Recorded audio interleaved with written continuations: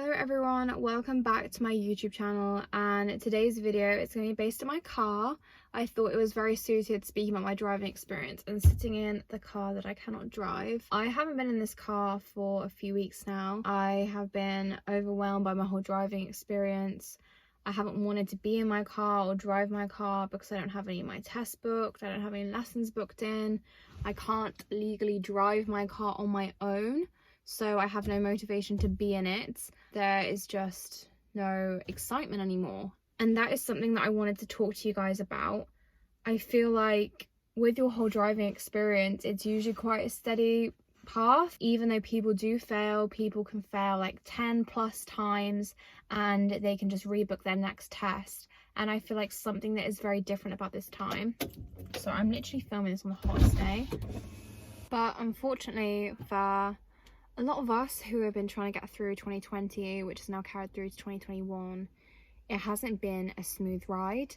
And as much as I dreamt of me filming this video with me being a past driver, that unfortunately hasn't happened. And I also feel like maybe it's better that I am now a failed learner still, that I can talk to you guys about my experience and have more passion behind the fact that we've been screwed over as learner drivers. And I just feel like it's better for you guys to relate to me as a person, especially if you failed and you can't book a test. I get the frustration, I'm in that frustration, and I really wanted to get this video out there. And unfortunately this will be the first and probably last video you'll see of me in this car in 2021. So I want to start from the start, and that starts with driving instructors. I was always very nervous to the idea of driving a car. I thought the whole thing was incredibly overwhelming.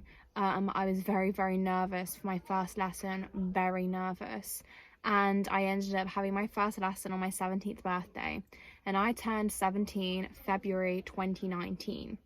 And when I turned 17, my mum was pretty much determined for me to get my lessons going, to get started with driving. And you know, it's your 17th year and it's supposed to be the year of driving and excitement and passing your test. So I started driving with my instructor. I had about 10 lessons with my instructor booked, and he made me feel incapable. He spoke in the third person, saying, let's call him David. Oh, David's not very happy with that. David doesn't like it when you do that. What do you think we should do instead, Jaylan? David thinks. And it was just very patronizing. It made me very uncomfortable. As an instructor and as a teacher in general, you're supposed to guide your students, not make them doubt themselves, embarrass them, patronize them. Ideally, like a situation, for example, I was going 30 in a 60 and I didn't realize it was a 60. It was about my second or third lesson, and I drove down the 60 road 30 miles an hour, and he just looked at me the entire time. And when we came out of the road, he said to me, what does Jaylan think she should have been driving? And I was like, 30? And he says, well, David thinks that you should have been driving 60 because it's a 60-mile-an-hour road. And all he could have said when I was driving 30, he could have said, by the way, this road is a 60 because you were a learner.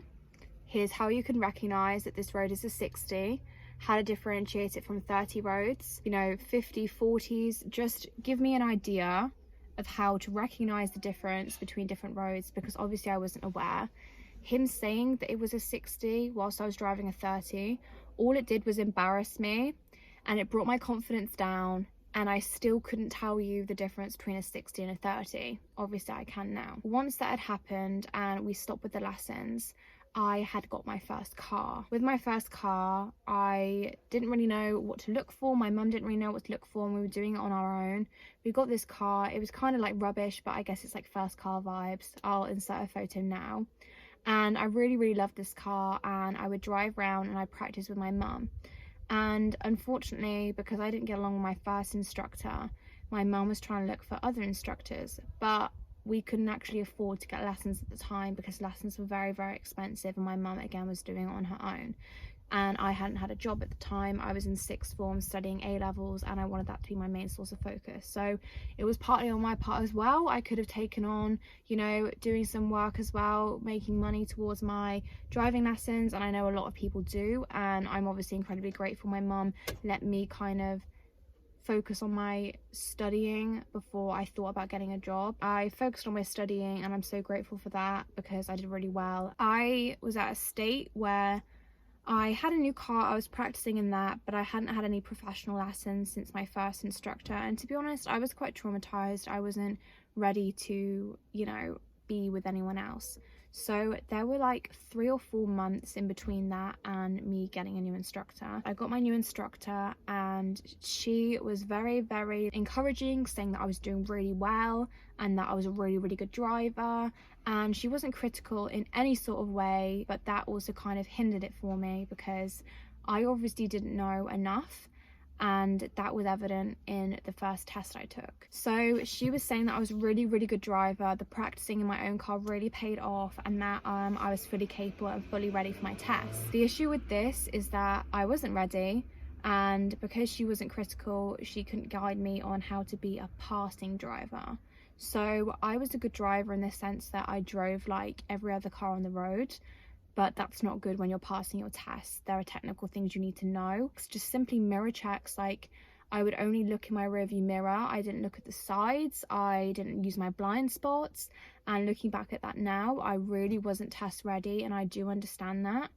But I went for my first test. Obviously, I had no idea, and I took my first test November 2019. I turned 17 in February. November, I was then taking my first test, and I failed the test.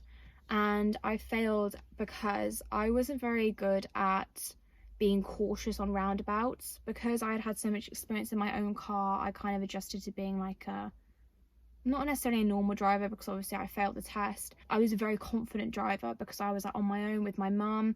So when I got to roundabouts, I basically just like, look once, go. I knew it was a weakness of mine because when I started picking up lessons with my second instructor, she pointed out the fact that I was a bit too confident on roundabouts and that I should just approach them in third gear. So I did that, and on my actual test, I went onto the roundabout and I did my looking, and I looked to my right and I couldn't see anyone. So I went to go, and then a van came round the corner, and because I hadn't looked twice, I could have spotted the van or just waited an extra few seconds, but I was ready to go. And also the roundabout was incredibly busy. It made me so anxious because there were so many cars coming from every direction. It was just chaotic, massive roundabout in the middle of the city. Cars wanted to go everywhere, and that van just came in out of nowhere. But obviously it does come from somewhere, so as much as I can say that oh, it just was speeding, which it was, you need to do the second look because you're not just driving for yourself, you're driving for pretty much everyone else on the road. So unfortunately the van came. What frustrates me is if the van had been driving at a normal speed, this would have happened naturally. I would have left and entered the roundabout, it would have come, and it would have come behind me, behind the bum of the car, and I would have exited fine. But instead I went, and then the van went like this, and as much as like we still did this movement of me going ahead and the van coming behind me, the van made such a huge fuss and beeped me. Literally from the moment it saw me to all the way of it driving down the road, it just had its hand like on the horn this whole time, and my heart just dropped. Not only was it scary because I've never been in a situation like that before, I know what majors were, and I knew that I'd automatically failed. So I left the roundabout embarrassed, just wanting to cry because I just cut off a van, which was my major. I then left the roundabout thinking about the fact I just failed, and I turned to the examiner and I was like, oh, the weather's really bad, isn't it? Because on top of me doing my first test, it was pouring with rain, like pouring, you could barely see anything.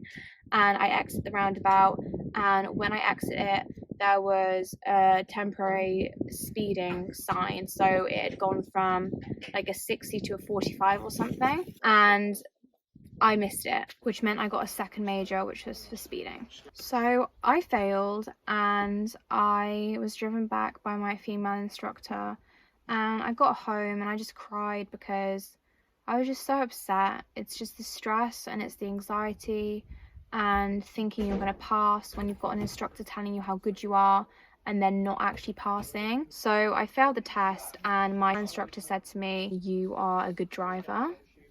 I think you should just quickly book yourself in for another test, get the next one done and dusted, and that was pretty much it. She said she doesn't think she needs any more lessons with me because I am a good driver. So she basically was just saying that book yourself in for the next test, you don't need any more lessons, and that was that. I was just a bit like, okay, I guess I'll book my second one. I booked my second one and we went into lockdown. So I failed my test in November. I booked my second one for March. So I turned 18 February 2020. We went into lockdown March time, and then I had my test rescheduled for December 31st. Within this time I had got my second car. So this is what I class as my first car, really, because with my first car I had it for such a short period of time.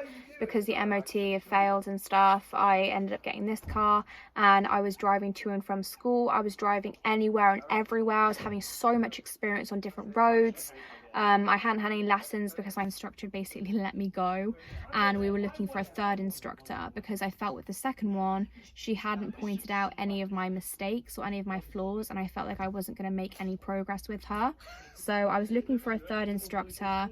I was driving lots from November 2019 to March 2020. I was driving anywhere and everywhere to and from school, getting so much practice. I was like, I'm gonna do this, you know, I'm gonna actually pass my test. I feel like a driver who just legally can't drive yet. So I was practicing lots, and then my test was cancelled in March and it was rescheduled for December 31st. During lockdown, I did no driving in my car. We legally weren't allowed to drive anywhere. I don't know if you guys can remember, but learners actually weren't allowed to drive on the roads unless they were doing something essential. And obviously we were in lockdown, so we were sticking to it strictly, and we weren't going anywhere except my mum was going to the shops, and when she went to the shop she wasn't allowed anyone in with her, so I didn't go for the trips. So I didn't do any driving from March 2020 to around September 2020. Around that time I found my third instructor, and he has been very, very, very good. He has told me so much information I didn't know before. I've definitely picked up my driving. My mum said she always thought I was going to pass my first test, and she said looking at it now, like, I'm a much better driver. When she's in the car with me, she says that I'm a lot smoother, I'm a lot more natural at driving, and this instructor has really, really helped me get there. And I had my test on December 31st 2020 and it got cancelled. I had a lesson on December 30th. Boris announced that I was in tier 4 December 31st, which meant my test was cancelled. Then my test was rescheduled to March 2021. That was cancelled because we were still in lockdown by March 2021. And then I had my test booked for July, and that has been cancelled. I've been learning a lot, and he said to me that I'm fully capable of passing my test and that I've waited long enough, and the test has been cancelled again. And I just got an email saying that the examiner is no longer available. We don't know why, and my theory runs out September 2021. So I took my theory September 2019, and I've signed so many goddamn petitions and none of them are going through. Unfortunately, I am now at the point in my driving where I am going to London in September, and I can't book any tests before September because none are available. And it's just meant that I can't book any tests before September, and I can't book any after September because then my theory is classed as invalid. What that means for me now is I am moving to London in September, and at some point in September I'm just waiting for my theory to run out. I'll have to retake it and book my test for 2022. I am just so upset by it, and I feel like this video is quite like chatty, and I'm sorry if I've gone on a bit, but the whole situation is really upsetting, and I wanted to do this for anyone else who's going through something similar, whether you've had your tests and failed, whether you can't get your tests at all.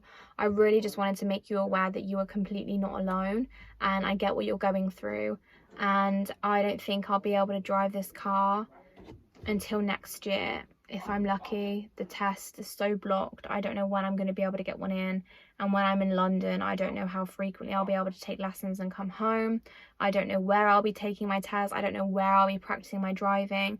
All I know is that I'm a driver that can't legally drive, and it is so frustrating, and I love my car, but it's never truly felt like my car because I've never legally been able to drive it. The only time I've driven it is with my mum, and I've driven it so on and off this past year and a bit, and it just hasn't felt like mine.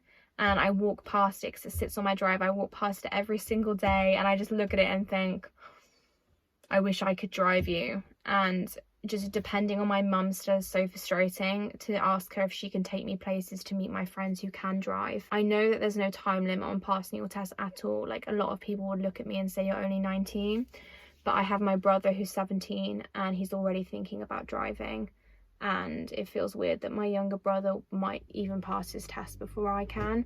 And a lot of people argue that, you know, like, I should have passed my first one. I had like more months and stuff, and you know, I get that there are going to be contradicting arguments, but I do want to make other people aware that they are not alone if they're in the same situation, and that if other people are just drivers that can't legally drive, then I get it and I feel for you, and I want to keep you guys updated on any updates, but I don't think there will be many until a few months' time. Maybe I'll retake my theory as soon as it runs out in September, me passing by December, which doesn't feel very likely at the moment. But I apologise, I wanted to come at you guys with some information. I have had on my video to-do list on my YouTube videos to post my driving experience, and they've all been around the time of these tests. So like March I was supposed to do one, November I was supposed to do one, but obviously I was waiting out and holding out for when I passed so I could be like, I've had such a bad experience, but now I've done it and you can do it too, and don't let your anxieties get ahead of you. And that hasn't been the case. Like, I hate the lessons. Like, I am a capable driver and I'm not nervous driving in general, but I just hate the lessons so much. I don't know if anyone else does. Like, I just really don't like the lessons. I'd get so anxious for the lessons. We had to look at natural remedies and stuff because I just felt like when I was in the lessons that they were just like critiquing me, but obviously they were supposed to. And I think because like I'd had such a bad experience with my first instructor, and then my second one was kind of just someone who sat in the car with me, I was so worried about my first one. And he was awesome, like he told me all the things that I needed to do, but I was just so anxious because I didn't believe in myself anymore. I felt like I'd been messed around so many times that like I almost had no right to drive, and I just had to like move on and just let it go and just think, you know what, I'm never going to pass anyway. And then I had that glimpse of hope this July, and it was just gone like that. Especially when you're 19, you want to be independent and feel independent. And I'm looking at it two ways, you know, like I'm moving to London, so I'm going to be on the tube a lot. I'm not going to need my car or have my car, but it's just gutting. Like, whilst I'm at uni, starting a new course in a new city, making new friends, I'm still going to have to be thinking about my driving. And the anxiety of the lessons, the anxiety building up to the test, the whole thing is just so awful. My anxiety gets so bad with it that it just doesn't feel worth it. And that little part of me is just saying give up and do it after uni, but that other part of me just knows how close I was to just doing it and just passing my test. That is the update on my driving. Again, I apologise if it was a bit long and a bit rambly. Hopefully you guys can just put it in the background, just listen to it and relate to it. Let me know if you guys have any tests coming up, if you guys have had any struggles, any ups and downs, maybe some good stories of like you've waited as long as well and you finally got your test booked, and I don't know, here's something. I just can't be bothered to retake my theory again. You're gonna book a driving intensive course. Jakey! Jakey!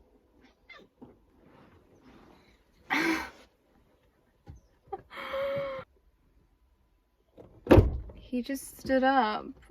He just stood up at the door crying. So I will love you all and leave you, and I will see you all very soon in my next video, which will be a lot more positive than this. And good luck to anyone going through their driving lessons, going through their test, retaking their theory, doing theory first time, their first lesson, whatever it may be. I feel the anxiety, I know the anxiety, and I really hope you guys smash it, and I hope you get your license that I'm sure all of you listening now, also worried about your own driving experience, deserve so much. And I will see you all in my next video.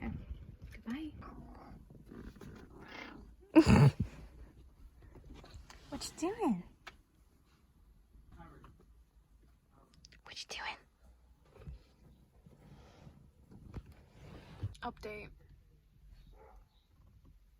he's just walking up and down now, inspecting.